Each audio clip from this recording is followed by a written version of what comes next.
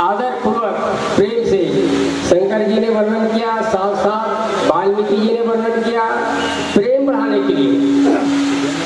और प्रेम कमी है, और प्रेम बढ़ाने के लिए गोस्वामी जी ने भी इस रामचरितमानस का वर्णन किए हैं, जिससे हम सबका कल्याण होगा।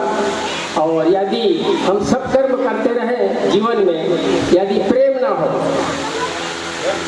आज तक से हमने देखा है कि सबसे ऊंची प्रेम सगाई, और प्रबल प्रेम की पाले पड़कर प्रभु को नियम बदलते देखा, अपना मान लेकर जाए पर भक्तों के मान चलते देखा।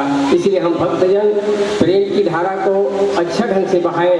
गंगा तो बहा देते हैं परंतु पार नहीं रोक पाते। यदि हम पार रोकेंगे तो हमारा जीवन कल्याण हो जाएगा। बहाने से काम नहीं चलेगा। बह गए तो फिर नाली में चले गए, समुद्र में चले गए।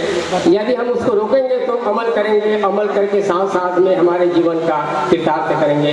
इसलिए मेरे मानस प्रेम भाइयों, रामचरितमानस का गुणगान सदा ही सर्वश्रेष्ठ है। और अभी थोड़ा थोड़ा से आज के मानस मंडल तो सब है, बाकी गोस्वामी जी का फोटो का वितरण और फोटो का विचार किसी ने ऐसे नहीं किया। पता नहीं संत मन ये सब चीज करे होगी। बाकी हम देखथन जहाँ कहीं भी जाथन तो गोस्वामी जी का कोई चित्र की विचार में रह गए। गोस्वामी जी का फोटो रामचरितमानस में, और ये तो महान कर्तव्य की बात है। और इससे ज़्यादा और नहीं कहना है। हमारे पूर्वज लोग और भाई बंधु लोग, मैं थोड़ा से बंधन लेते हूँ। बुद्ध जन सुजन बंधन करो, सखा सेवक सुखदायक, बंदो रंग तरंग में दी, मुमुंद विधि जीव चराचरे, श्रोता वक्ता ज्ञान निधि, कथा राम के गुण, किमि समझे मैं जीव जड़, कलिमल ग्रसहि मूल। श्रोता वक्ता तो ज्ञान है, जैसे काकभूषण जी गरुड़ जी को प्रेम से सुनाए, शंकर जी पार्वती को सुनाए, यज्ञवाल मुझे भरद्वाज को सुनाए प्रेम। और प्रेम की गाथा को अच्छी ढंग से विचार करके आनंद में लेना है। ये जीवन कुछ नहीं है, आनंद ही लेने का है। खाना कमाना, रहना बसना चलना है तो जीवन की कर्म है। साथ साथ में यदि हम इस मानव दुनिया में जन्म ले करके प्रेम बढ़ाकर आनंद ले लिए तो क्या क्या है।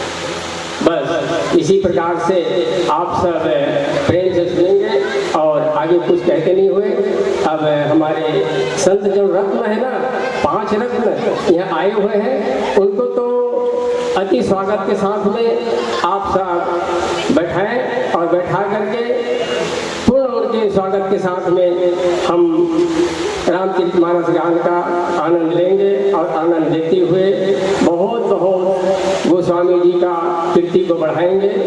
और गोस्वामी जी सदा ही हमारे जीवन में कीर्ति बढ़ाते रहें। नहीं तो त्रेता युग में तो सब हो गए थे, बाकी आज के रामचरितमानस का हम सबको जीवन उतारने का है। इसलिए अभी अब कुछ कहते हुए नहीं, आइए हमारे महापुरुष को महाराज जी बैठाएं। और ज़्यादा कुछ नहीं, समय के इशारा दे रहा है, समय ज़्यादा हो गया है, लेट मत करो, ठीक है।